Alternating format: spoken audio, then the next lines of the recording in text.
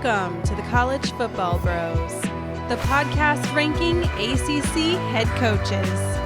And now, here are your hosts, Michael, Ryan, and Trey Newman.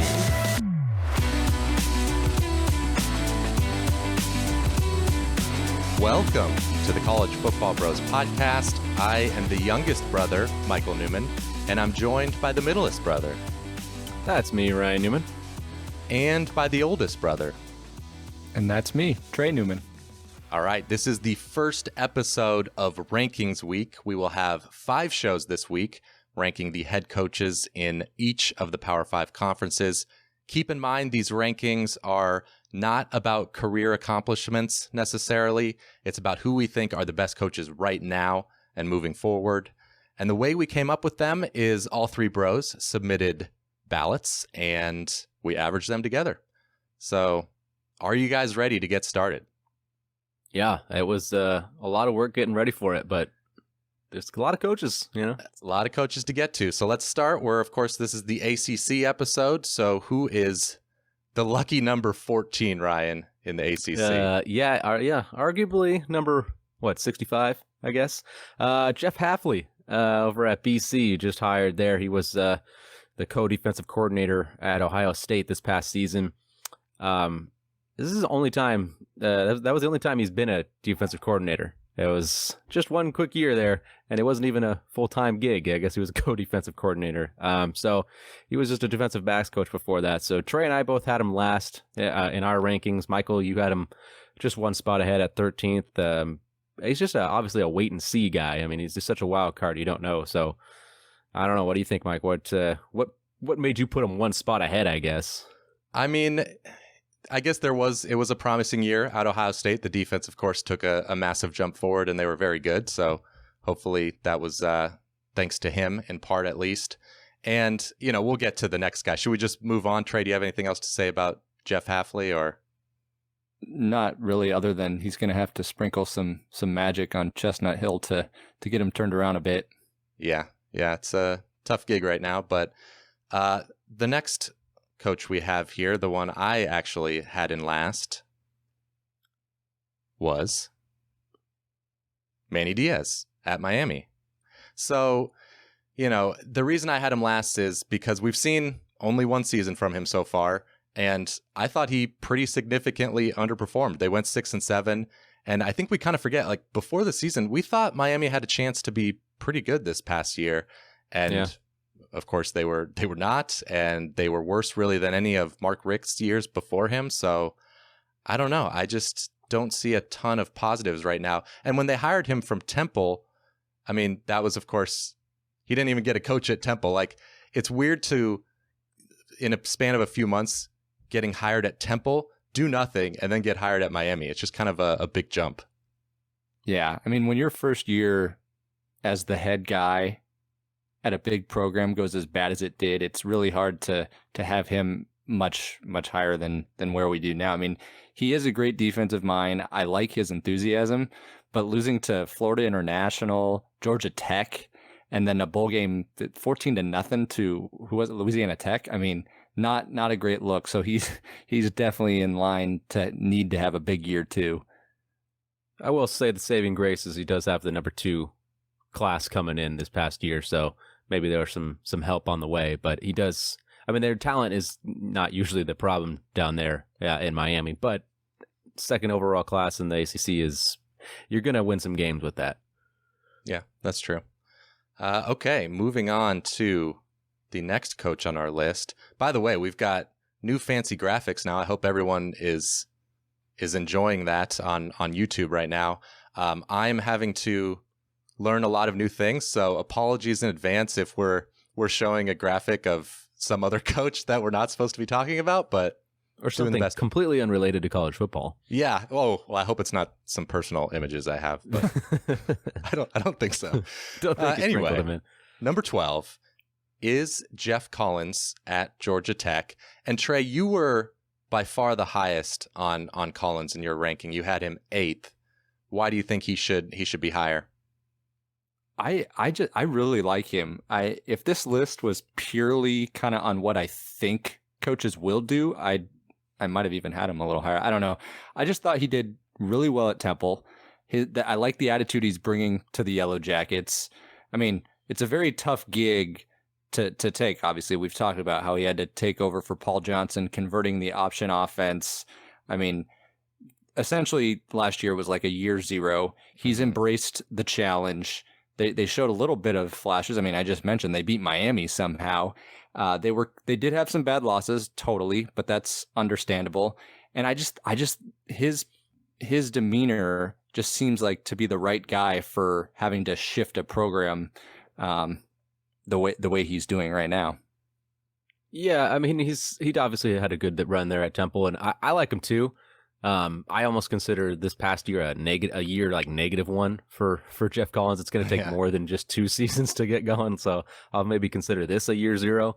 Anybody expecting him to go bowling or anything better than that is not giving him enough leeway, I guess. So I'm with you though. I like him. I mean, it's just hard to put him higher where he took over a good situation at Temple. It's not like they were a struggling program at that time with Matt Rule coming there.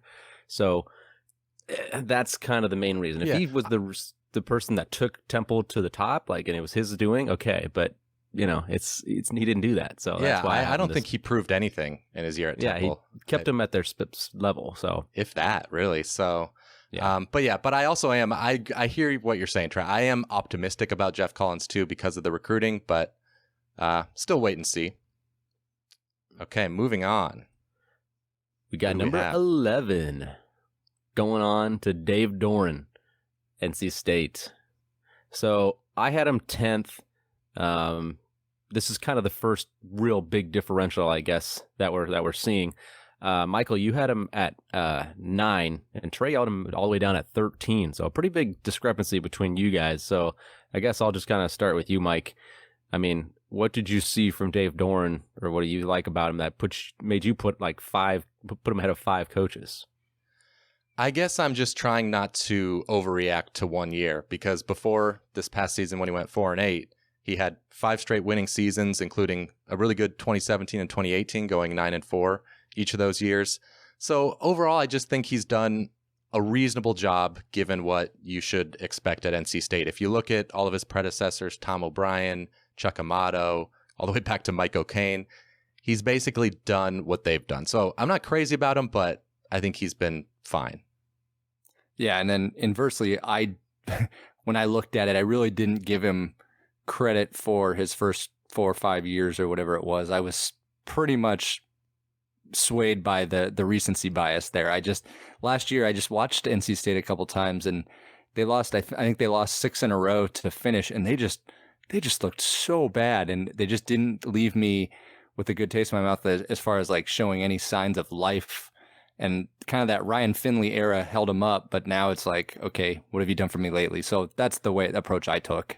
Yeah, I hear where you're coming from on that. And also, Michael, you mentioned the 2 9-4 years, but one of those years, I mean, they were maybe supposed to be like top 10 type, legit, and it was kind of almost a disappointing line with the Bradley Chubb D line, it was kind of a disappointing 9-4. So, I mean, he's done solid. I'll give you that.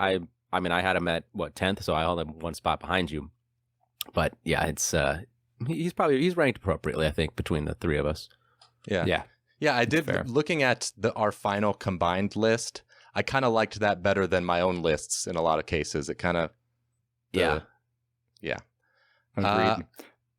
So next, we are moving on to in the Bros Index for the ACC, number 10, Pat Narduzzi. Now, I'll admit I've always been a little hard on Narduzzi as the head guy at Pitt. He manages to always do just enough to kind of stay alive. But I've said it before on this podcast, is that he's a defensive guy. He did great as the D coordinator at Michigan State, but his defenses at Pitt have generally been spotty. And he's been fortunate to play in a down ACC since he's been there. I mean, he only won his first bowl game this season. Against Eastern Michigan, I believe. And I feel like the pressure is going to mount again if he doesn't get over the hump.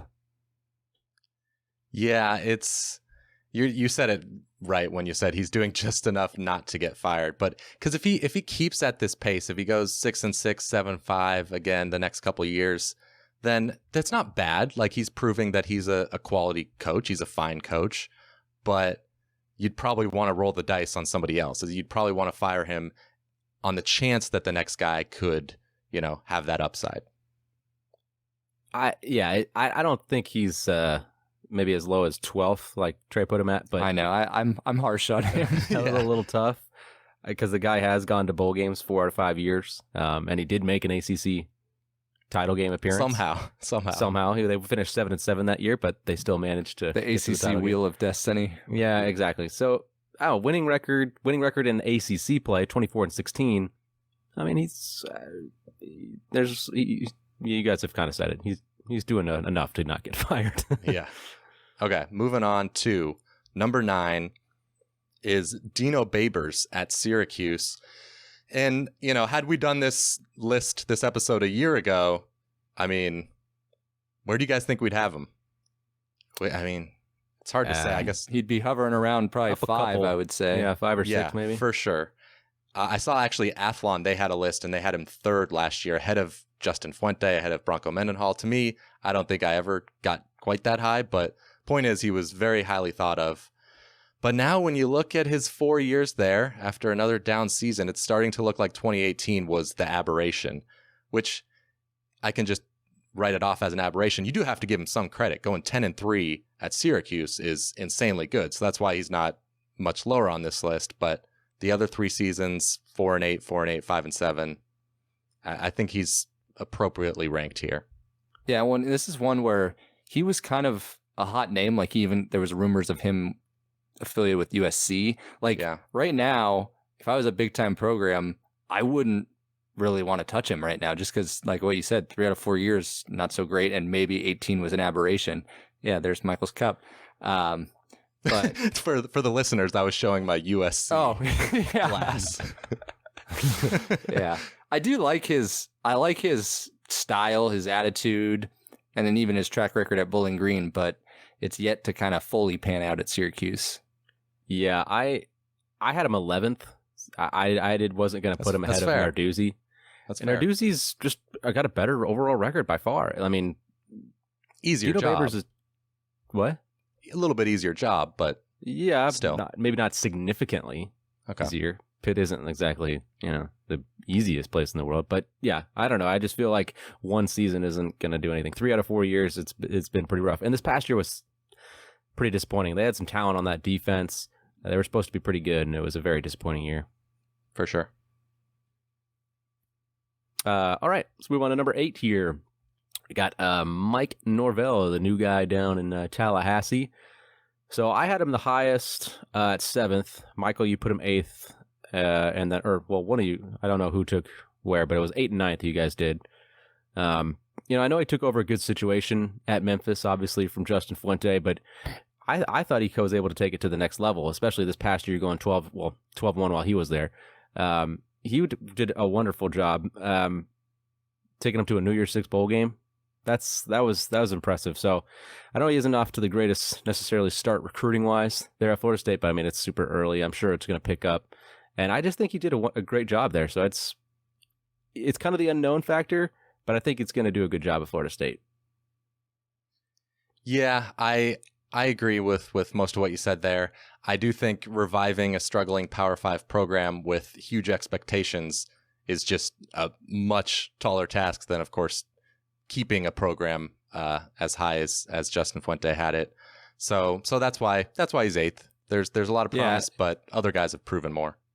And we're going to talk about, it's going to be a theme all week about some of these coaches. It's hard to gauge the guy after the guy. And we talked about earlier, like he followed Fuente at Memphis, and he kind of just kept the train rolling. So this is where he's really going to be able to put his own fingerprints, because obviously Florida State's almost in their terms, they're basically starting from scratch essentially, because the Willie era just ended like a train wreck. So, but I like him, but jury's still out in my opinion.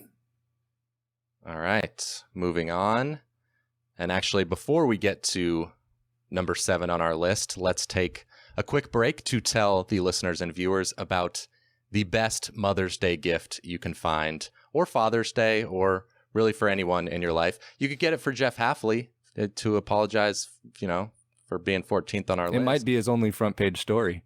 Oh, it could be. Ouch. But anyway, this gift is myfrontpagestory.com. So here's how it works. Let's say you're getting the gift for your mom. You're going to talk to a professional writer about your mom for 10 to 15 minutes. That's all it takes. And they will in turn write an incredible story about your mom. They're going to put it on what looks like the front page of a local newspaper. It's got quotes from you in there. It comes framed so she can hang it up in her house. And they've sent us some of the example stories that they've written, and it's really cool. I can see why people receiving that gift often get emotional. So highly encourage everyone to get this gift for someone in your life. You can go to myfrontpagestory.com and type the promo code BROS20 for 20% off your purchase. That's myfrontpagestory.com, promo code BROS20. I almost made it through my first ad read without a botch. You know what? Nobody's perfect, Mike. Nobody's perfect, except for myfrontpagestory.com. Oh. All right. Moving on. All right. To number 7 now, halfway through, we have got David Cutcliffe from Duke. Purely when you look at an X's and O's guy, he's near the top. He's got a great mind. He's done well at a very difficult school to win, of course. But overall, he's probably not the best recruiter. And now recently he's had 3 out of 5 losing years. So he's going to need a rebound year to kind of get back on top and get the train back on the tracks for Duke. Yeah, I mean, I am much more positive on David Cutcliffe, I think, well, especially than Ryan. Ryan, I'm just going to call you out here because a little bit of a spoiler alert, but you had Dave Clawson 6 spots ahead of David Cutcliffe. And to me, that is just way too much. So you look at Cutcliffe, he took over, I think, a way, way worse situation at Duke. Duke hadn't been to a bowl game since 1994. They had won 2 games or fewer 7 of the previous 8 seasons when Cutcliffe took over, and he immediately made them better, something Clawson didn't do in his first couple years. And eventually, Cutcliffe built Duke to be a program that has made a bowl game 6 of the past 8 years. I'm looking glass half full, Trey. You say the way you phrased it. I know. I had him 6, and I love him, but yeah, you're saying it better. Well, thank you. I try. But no, I don't know. I see Cutcliffe and Clawson as pretty close. And apparently, Ryan, you don't. Explain yourself. I think Clawson right now is what we're talking about, right? Yeah. We're saying from the future for it. Yeah, Dave Cutcliffe did do a good job reviving that program. But if you ask me who I want today, I would much rather have Dave Clawson. I think he's got a brighter future. I think he's going to lead Wake to more promising wins, I guess, than Duke from now on with David Cutcliffe. Cutcliffe has been solid, but 34-62 ACC record. He's had a lot of struggles too. So, this rankings are more of what have you done for me lately. So that's why I have Clawson significantly ahead of Cutcliffe. Okay. All right, moving on to number 6 on our list. We have Justin Fuente from Virginia Tech. And I think this is too low. I was the highest on him. I had him 3rd. So first off, it starts at Memphis. We kind of alluded to it when we were talking about Mike Norvell. Memphis was terrible when he got there. They had gone 2-10, 1-11, 2-10. And it took him a couple years, but by year 3, year 4, he had them 10-3 and 9-3. So A+ job, coaching job there, obviously. Then he goes over to Virginia Tech, and they'd kind of fallen at the end of the Beamer era. They were a 7-5-ish type team, and he made them immediately better, 10-4, 9-4. Now, the last couple years haven't been great, but there were lots of injuries and transfers to explain that. So I think moving forward with Hendon Hooker, I think Virginia Tech's in good shape. Yeah, well, you kind of glossed over the transfers. Some transfers. It's a little. That was a little discouraging to me. Just the mass exodus of players leaving Blacksburg. I mean, he did rebound this past year. So, and there is some optimism heading into 2020. I do think highly of Fuente. Michael, you've always been high on him amongst the three of us. He's a great offensive mind, but 2020 is still kind of a big year for him to really validate his ranking for our index. I just feel like his time is gonna run out there eventually. I feel like he started off strong and it's just been getting weaker and weaker, and his hold on that job has just been getting weaker and weaker. And then you look at the recruiting. Yikes, 73rd in the nation coming in this past year. The talent was going to run dry. Terrible recruiting class. Which is really weird because ton of transfers in 2 or 3 years. I mean, there's not going to be much to work with. So he might be able to hang on, have a good year or two with Hooker, and it's some decent talent coming back on offense. But there's just he's going to be gone within 3 or 4 years. Whoa, he's calling it, calling your shot. I mean, it is possible right now. Virginia Tech fans, I think for the most part, aren't big fans of Justin Fuente from what I've seen. So, yeah, I mean, you might be right. Maybe 6 is appropriate for him, I guess, but I'm just very high. I'm high on him. Okay, moving on. Number 5, Mack Brown. I'm a little surprised we got him this low, gentlemen. I put him 3rd. You guys both put him at 5, actually. So I'm high on Mack Brown, but it's hard not to be excited about what's going on in Chapel Hill. I mean, they had a good first year on the field, going 7-6, and as we know, it was close to being better than that. They had some close losses, and the one in particular against Clemson. If they'd converted a 2-point conversion, they would have beat them. So that's telling you Mack is doing some things right. They have a potential superstar quarterback, Sam Howell. I mean, he arguably already is a superstar quarterback. So, and he bring in an incredibly good recruiting class, and they're off to an amazing start for 2021 recruiting. They're second in the nation with like 11 4-stars already. Yeah, so that's crazy. I mean, they're killing it. That's the real reason for excitement for sure. Well, along with Sam Howell. I mean, with Sam Howell and the talent coming in, Mack Brown. I don't know. His end at Texas wasn't good, and you're kind of questioning the hire a little bit, if he still had it or whatever, but he surrounded himself with good people, and that team is up on the rise. So yeah, I'm pumped about what's going on in Chapel Hill. I don't know how you guys put him at 5th. Yeah, I guess it's just because it's been 1 year of good things happening. Now there is promise for the future with the crazy recruiting. I guess my devil's advocate argument is, how much credit should I give him for what Sam Howell is going to do there? Obviously, he gets credit for flipping him from Florida State, but there's a little bit of luck there that a superstar quarterback just happened to be in his backyard his first year at North Carolina. So it seems like that's going to lead to good things, but maybe if you get into that argument of like the reasons why for coaching is being successful, there's so many different. I know. Variables. I'm just trying as best I can to put these coaches in a vacuum, but yeah, it's tough. I like Mack Brown. 5th is pretty high, I think. I just like some of the other coaches a little better, have proven more over a longer period of time recently. Yeah, and as a program, based on the 2021 recruiting, like I'm beginning to put chips more in North Carolina. I even said it last episode how I'm high on them in the future. The one thing though is that if I'm looking solely at 2020, they kind of are fitting my mold of like, I'm going to sell high because they're going to get a ton of hype in 2020. They won their bowl game. They had all those close games last year. I'm not ready to like anoint them for this upcoming season. Now the future, so it wouldn't surprise me if there was a little bit of a letdown this year before they pick it back up with all those recruits that are coming in. But yeah, I mean, Mack, let's put it this way. I wouldn't have had him 5th a year ago. No way. Because I was like really nervous about how he was ended at Texas and the time he had off. Right. Yeah, he's made a big jump for sure. All right. Now on to one of the big discrepancies that we were talking about earlier. Number 4, Dave Clawson. Michael was a little bit more pessimistic on Clawson, and we talked about how Ryan was higher. As for me, I actually had him 4th. He's always one of those guys that gets underappreciated, but at the same time, when people do talk about him, they speak highly of him.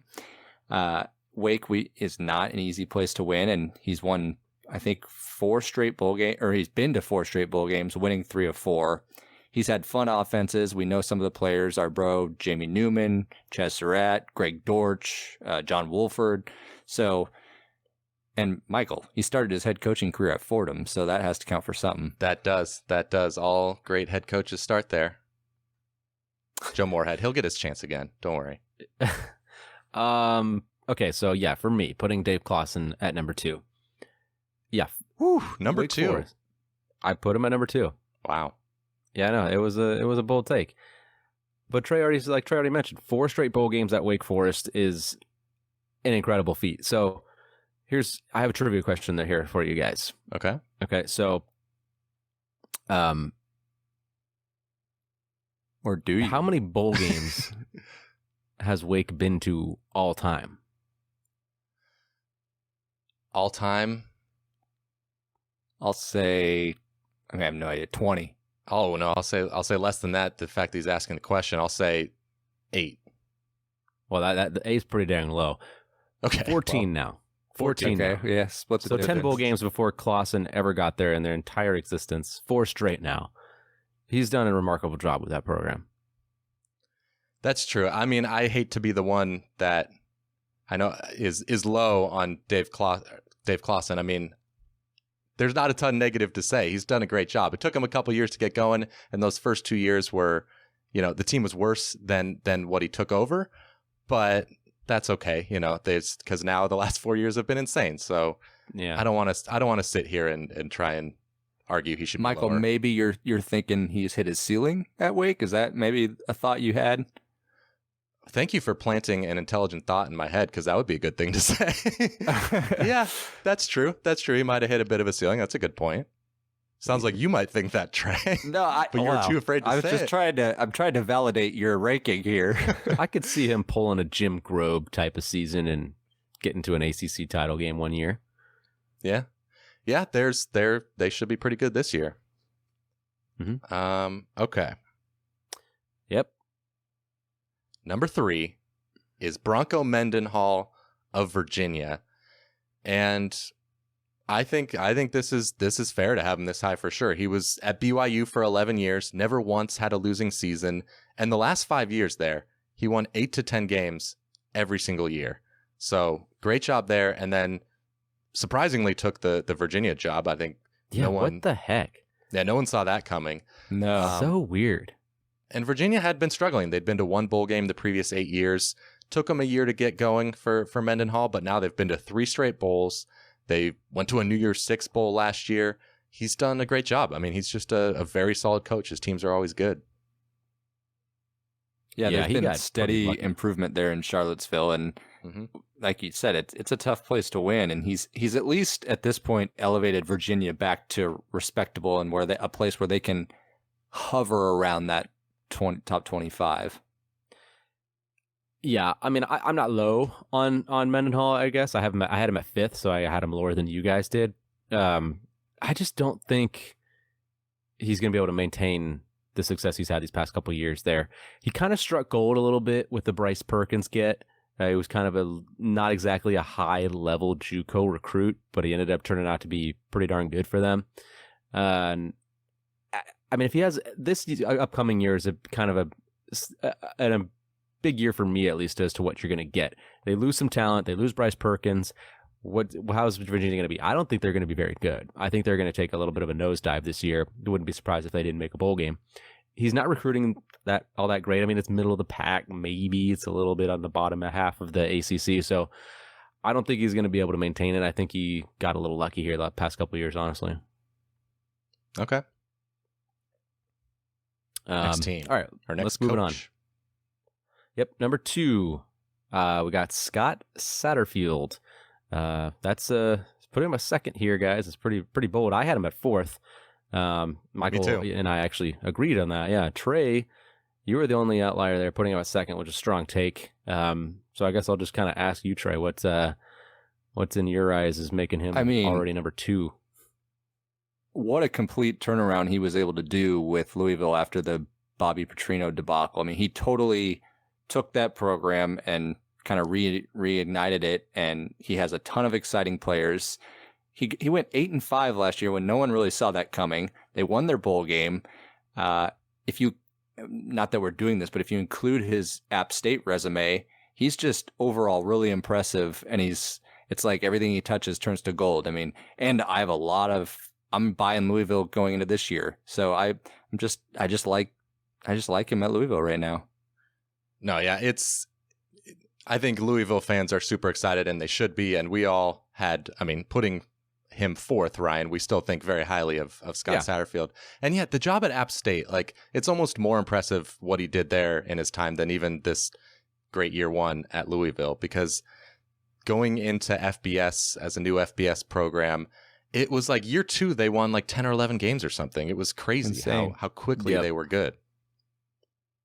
Yeah, I guess I'll just be a little bit of the devil's advocate on why I had him low-ish compared to Trey.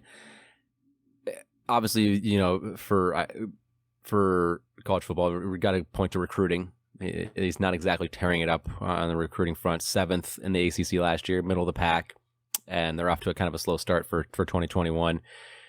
But to put him at second, let me just kind of ask you a question here. Who do you think is set up better for success at this current moment, Mack Brown or Scott Satterfield? I mean, if I had to base it off recruiting, yeah, I would maybe take Carolina. Well, considering everything, considering who the coach is on the field, considering his production, considering, you know, if you were, let's say, I say you are a fan, and you have. See, this is weird because I'm not looking because I think Satterfield could do what Mack is maybe doing at North Carolina. I'm not. Yeah, it's a tough call. I think I get where you're going. It's just it's very. Do you think North Carolina is a much better job? The ACC to me is like one and then everybody else. It's like, well, that's obviously true for sure. I just like all these teams just kind of come like it should be Miami. It should be number 2 and then everybody. But right now it's like no one has any idea who's going to be like the second best team this year. It's just like a rotating door. And to kind of defend Trey too, that question you ask is who's set up better for success. I agree. I would say North Carolina right now, but I don't think that totally answers the question of who's the better coach. I know they both just started a year ago, but it's almost like, okay, I'm trying to predict in a vacuum who's the better coach. So if I just plopped Mack Brown now at a different school and I plopped Scott Satterfield, I guess I do have a little bit more faith in Scott Satterfield because I don't know, because he's had more longevity. He's been at App State for several years. And wait, did you say Scott Satterfield has more longevity than Mack Brown? Recently. Okay. Like when you go back, longevity. Well, when you go back 10 years ago, the seasons start to mean a lot less to me. Okay. All right. But Ryan, yeah, like the way Carolina's recruiting, wow, unbelievable. Like their setup should be. Yeah, I don't see how you can look past the on-field production is the same this past year, 7-6, 8-5. They're pretty much the same, you know, right neck and neck. And I just think North Carolina's. I don't see North Carolina as a way better job than Louisville. Do you guys? Like no program prestige? Like no, it's pretty similar. So the amount of optimism and excitement that Mack has going, that's why I have him higher than Satterfield. But that's anyways. Fair. No, I mean that's fair. Well, there's a lot of suspense. I'm sure listeners have been waiting for us to get done with our discussion of Scott Satterfield. Number 1, Dabo, Michael's favorite. Now, it's, obviously no one in their right mind could argue this. Been in the national title for the last 5 years. He's kills it in recruiting. I mean, they're the clear upper echelon of the ACC and college football in general. I mean, and you just don't see it slowing down anytime soon. No. Do you guys remember what your thoughts were on the Dabo Swinney hire when it happened? It was odd. Yeah, I didn't have a lot of optimism. I don't quite remember what I thought, but I imagine I did not like it because he's a wide receivers coach, never been a coordinator, pretty much, as I remember, an unknown nationally, just retaining the interim guy.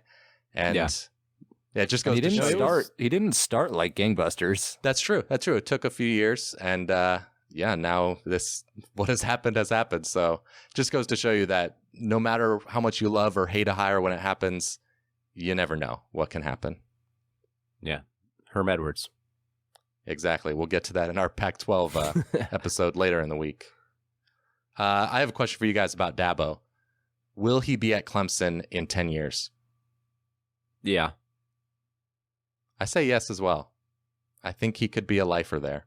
Yeah. I don't see him moving on to any other job in college. I definitely don't see him as an NFL guy. So that's ruled out. And we always talk about if he would go to Alabama or not. And yeah, I think he could just be the guy at Clemson. I think that would be pretty cool. I agree. If he doesn't ruin it with some of the comments that he might make. I think he'll be, as long as he keeps winning, he'll be fine. He's got some strong takes out there. He does have some strong takes. Okay. Well, before we finish here. Oh, let's go back. Let's go back to Dabo. Okay. Well, not about Dabo, just general ACC thoughts here, if I may. Well, yeah. No, that's what I'm doing. That's what I'm getting to. Here we go. I'm showing the list of 14 schools now, or 14 coaches. Okay, we got the list up there now. Oh, there it is. Yeah, cool. So this kind of helps my point here.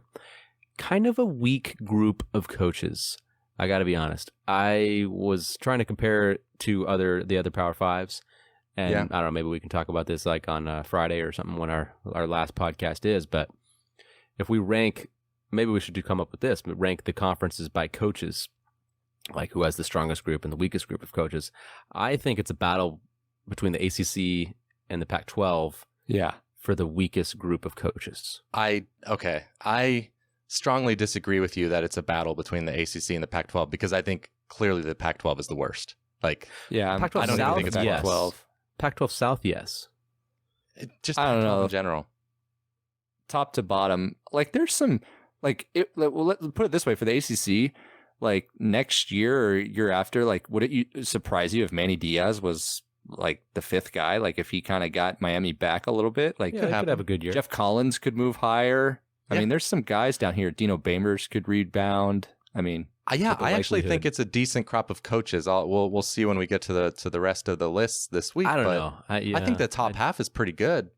You look at 2 through 7, I think you can. But how proven are these guys? I mean, I what's Bronco Mendenhall's biggest achievement, going 9-4, 9-5, and at Virginia? Well, there's just nobody's really achieved greatness outside of Dabo Swinney.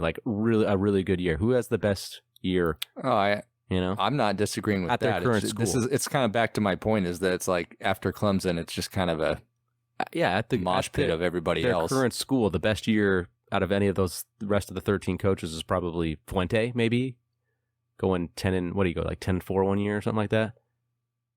Yeah. That's the best year. Hey, Mack Brown won a national championship, Ryan. We're still counting. Okay. We're still counting. That's right. Those 13 coaches, out of those 13 coaches, the best year out of all of them is not very good.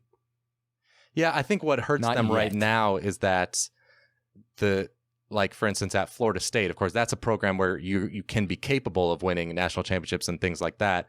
And now they're kind of rebuilding. So maybe Mike Norvell will be thought of that way in a few years. And at Miami, we talked about, that's the program where you can have that kind of greatness. But the other guys that aren't at the great schools, like Dave Clawson and David Cutcliffe, they're doing basically as good as you can at those schools. You're right. Yeah. It's tough. The ACC is just kind of top to bottom down, so that's kind of what makes it. Makes you probably think that. I attribute that to some coaching. Yeah. All right. It's totally fair. They've been good in the past, so what's the difference? I don't know.